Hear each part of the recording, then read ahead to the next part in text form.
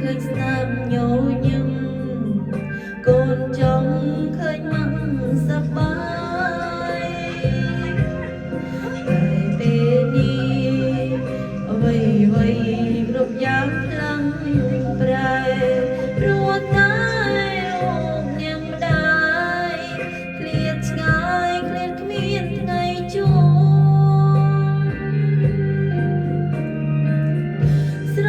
ណងវេលាធ្លាប់សាងរួមគ្នាចិត្តមកមិនដែលរុញរាចង់ឃើញតែកូនបានសុខរឿងលំបាកគ្រប់យ៉ាងមកតែលាំទុំព្រោះចង់ឲ្យកូនបានសុខមិនចង់ឲ្យកូនគិតច្រើនទឹកភ្នែកកូនហូរព្រោះតែដឹកនាងដែរ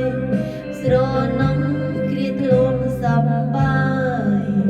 ធ្លាប់មានមកនៅចិត្តកូនមិនតែញញឹមរាល់គ្រប់អ៊ំផ្សងមិនចង់ឲ្យកូនឃើញទុំនាងដែរច្រើនពេកទេបើសិនវេលានឹងអាចត្រឡប់កូនចង់អបមកឲ្យជួប